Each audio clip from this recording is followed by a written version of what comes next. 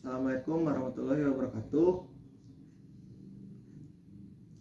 Langkung ti payun hayu urang tepikeun puji sinareng syukur hadirat Allah Subhanahu wa taala anu tos masihan urang mangpirang-pirang kanikmatan nyaeta nikmat iman sinareng Islam. Tihilap shalawat sinareng salam hayu urang junjungkeun ka Nabi Muhammad sallallahu alaihi wasallam, ka para kulawargina, ka para sahabatna, serta ka urang salaku umatna hingga akhir zaman. Amin.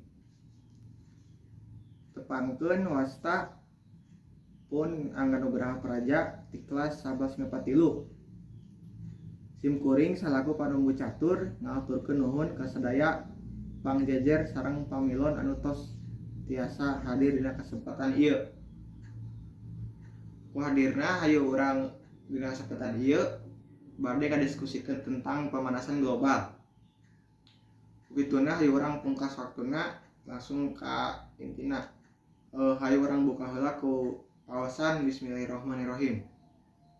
Para pangjajer sareng pamilon anu kusim kuring dipihormat, sate acana sim kuring bade heula nepangkeun para pangjajer anu bade ngadugikeun tentang pemanasan global. Nyaeta Bapak Kuswara sareng Bapak Yunus salaku guru di SMA N hiji Majalengka.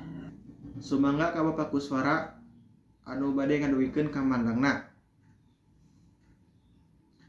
Hatur nuhun ka Bapak Kuswara anu tos ngadugikeun kamandangna. Pemanasan global nyaeta ningkatna suhu rata-rata atmosfer bumi, laut, jeung daratan bumi. Ningkatna suhu global kurang leuwih 0,32 derajat Fahrenheit dina 100 tahun kapangkar. Kumargi kitu hayu urang lajengkeun wae ieu sawala. Ngaturkeun kanggo Pak Yunus anu bade ngadugikeun kamandangna. Tur nuhun kanggo Bapak Yunus anu tos ngadugikeun kamandangna. Pak Yunus ngageskeun urang kudu tiasa ngurangan pemanasan global ku cara ngahemat listrik. Urang kudu oge tiasa ngurangan kendaraan anu dipake ku urang.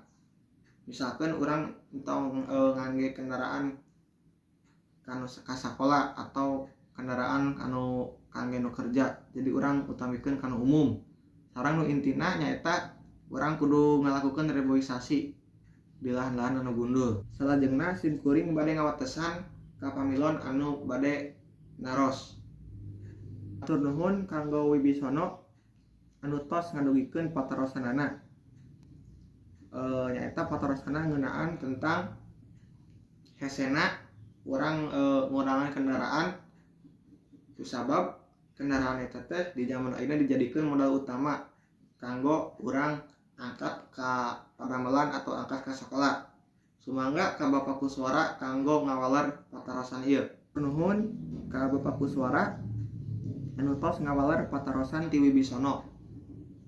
Teu karaos ieu acara parantos rengse, alhamdulillah di awal sampaikan ke akhir lancar. Ku kituna sim kuring hayu urang tutup kasadayana ku awasan alhamdulillah. Sim kuring salaku panunggu catur urang neda dihapunten bilih aya cariosan atau tindakan anu kirang merenah. Hatur nuhun kasadayana, kopi pahit ulah diinum. Angga pamit. Assalamualaikum warahmatullahi wabarakatuh.